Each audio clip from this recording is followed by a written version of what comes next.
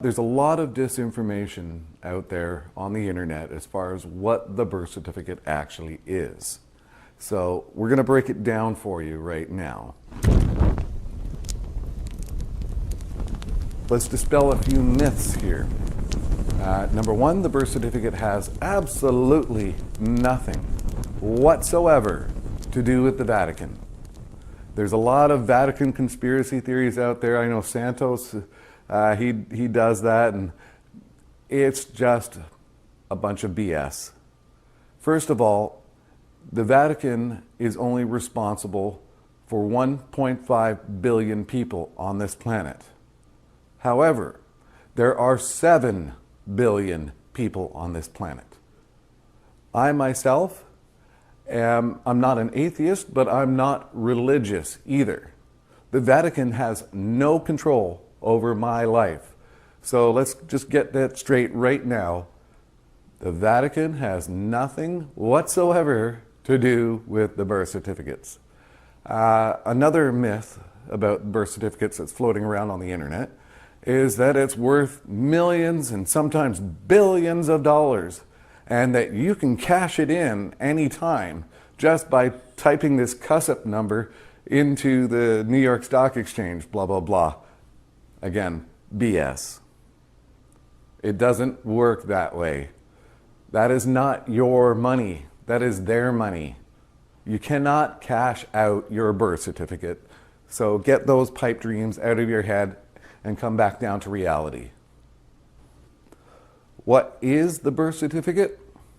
Well, the first aspect, the control aspect, would be to transfer your human authority to govern your own offspring and transfer that authority to the state or province in Canada. They cannot, if you do not register your child, they cannot take your child from you under any circumstances. Now, there was a story floating around on the internet for a few years now, and nobody can seem to verify the validity of this story. So we'll just chalk it up to an old wives' tale, a fairy tale. Perhaps it's true, perhaps it's not. Who knows? But it illustrates the point. This woman, apparently in England, had 4 children. The first 3 had birth certificates. The last one, she had started learning about this law movement, and she decided not to get a birth certificate for the infant child. She decided not to register the child. And apparently the children's workers came in. For whatever reason, they took all 4 children from her.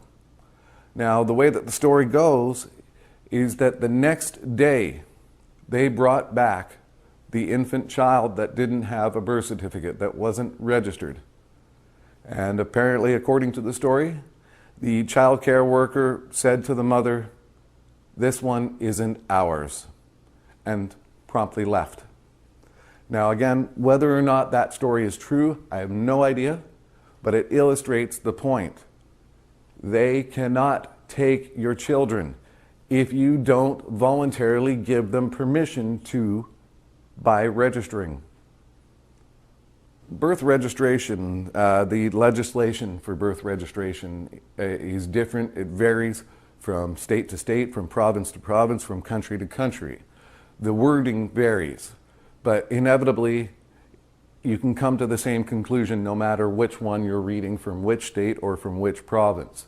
They all basically say the same thing. I live in Ontario, Canada, so behind me is the Vital Statistics Act of Ontario, which is the legislation that claims that we must register our children.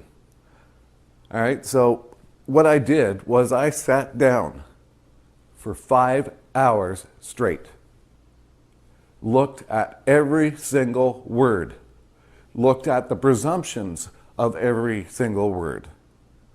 And this is what I found.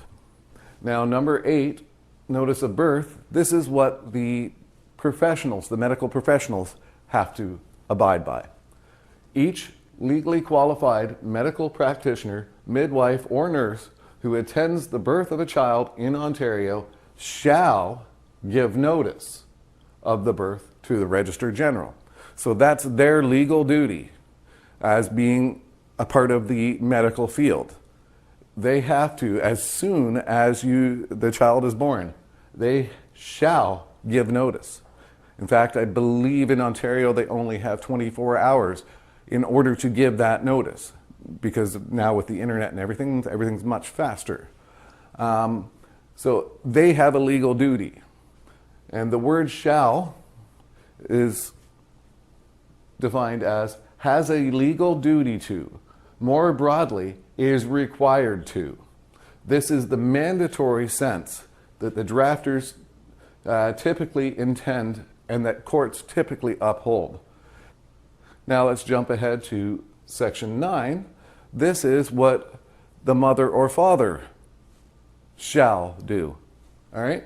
The mother and father, or either of them, or other parent, shall certify the birth in Ontario of a child to the Registrar General. Now, what does the word certify mean? It means to authenticate or verify in writing. That sounds about right. To attest to as being true or as meeting certain criteria. So what you are doing, this is your only legal obligation, legal duty under the Vital Statistics Act. You shall certify, which is to attest to being true, to authenticate or verify in writing. That's your only legal duty. But here's the catch. Regulation 17 of the Vital Statistics Act. If the Registrar General receives and approves a statement certifying a child's birth, what we have to do up here, under this section, the statement so signed, you have to sign it, constitutes the registration of birth. Now, what did that do? You certified something, you attested to it being true, right? With your signature. It was the Registrar General, once he received that with your signature, constituted the registration of birth. You did not register your child. The Registrar General did. He took that piece of paper that you filled out, attesting to these facts as being true, and your signature on it. He took that piece of paper and created what we call the birth certificate, created what we call the person, the all caps name. Prior to the parent doing this, that all caps name didn't exist. So you think, okay, well, I only have to certify, which would be to authenticate or verify that my child was born. Great. No, that's not what's happening. What's happening is once you voluntarily admit to it, then the Registrar General has carte blanche to do whatever he wants with it. Now, Regulation 4 of the Vital Statistics Act says a person who is required to certify the birth in Ontario of a child shall make and certify a statement in the form that the Registrar General approves of respecting the birth, subject to subsection 5, shall within 30 days of the birth. All this is saying is that this legal duty that you have up here, you have to do it within 30 days. Now we get into honor versus dishonor. When you have legislation like this, where they're giving you a time limit, 30 days, a thing called honor and dishonor comes into play. What they're doing is they're giving you 30 days to remain in honor. After those 30 days, you go from being in honor to being in dishonor. And it's only after those 30 days that they're going to start sending you notices in the mail saying, you must register your child. Right? So, what is the offense if you don't? The offense is failure to give notice or to furnish particulars. Every person who neglects or fails to give any notice or to register or to furnish any documentation or particulars respecting the birth is guilty of an offense and on conviction is liable to a fine of not more than $50,000. Now, there's several components in this Offenses Act that we want to go through first of all. First of all, the words neglects and fails. You have to look at the presumptions of what those words mean. When you neglect something, what are you doing? In a case like this, you would be neglecting the law. You would say, screw it, I'm not going to register my child. I'll just wait for them to start sending me notices and then I'll deal with it with my own notices. Right? That is neglect. You neglected to remain in honor within those 30 days. Now, failure, every person who neglects or fails to give any notice. How can you fail at something? There's only one way you can fail at something, and that is by trying or attempting it in the first place. If you never attempted something, you cannot fail at it. So, when it says neglects or fails, what it's actually saying is this person attempted to register but failed to do it within the appropriate 30 days. Therefore, that person is now in dishonor. Now, it could be something as simple as you filled out the forms but you didn't sign it. So they send it back to you. By the time they send it back to you for you to sign, those 30 days have expired. You have failed to give any notice or to register. You notice how they did not use the word certify, right? Well, what is your only legal duty in Section 9? Shall certify. What does certify mean? To attest as to being true. Well, if you have a $50,000 fine hanging over your head, how can you possibly attest to something being true and be telling the truth? Because there's a question of morality there. If they're hanging a $50,000 fine over your head saying, you'd better say this is true, of course you're going to say it's true. But that's not what's going on here. And they knew that they could not use the word certify in the offenses, because that would be basically pointing a gun to your head and saying, you have to certify this to be true. So they didn't. So, what do we know from that? We know that the only legal duty that the parent has is to certify. Well, there's nothing about certifying in the offenses. So what does that mean? That means the offenses don't apply to the parent. Now, it does apply to the parents if you neglect or fail to give any notice. All you have to do is give them any notice. Any notice. Doesn't matter what the notice says. Any notice. Within those 30 days. Period. That's your legal obligation. Now, Let's talk a little bit about what a legal duty is. A legal duty, a duty arising by contract or by operation of law, in an obligation that the breach of which would give legal remedy, money. They're looking for a $50,000 fine, remember? They're looking for that legal remedy. So a legal duty is a duty arising by contract or by operation of law. Well, here we have by operation of law. Now, legal duties are not as such as you must do this. We don't live in a communist country. We don't live under Hitler. We don't live under Soviet rule. So they can never say you must do something. They can make the wording seem like they're saying that, but they're not. They will always give you an out. It's up to you to find that out.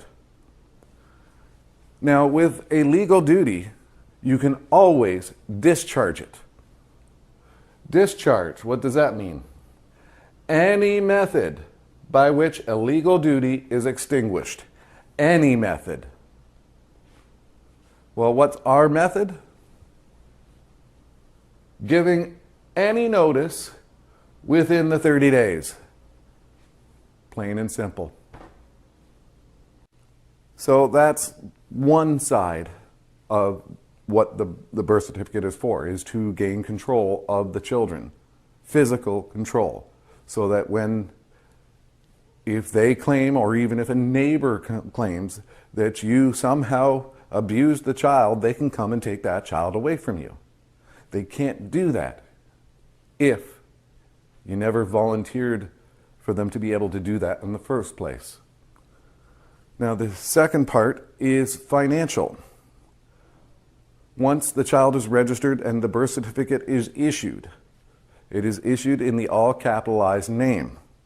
What they have done is turned the child into a person. And what they've done is they now own that name, that all capitalized person's name. They own it.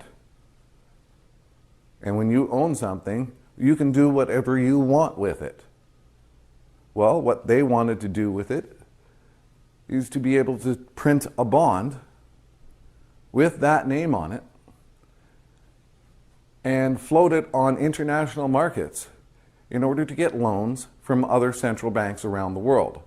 This is how the world banking system has worked completely and in its entirety since 1971.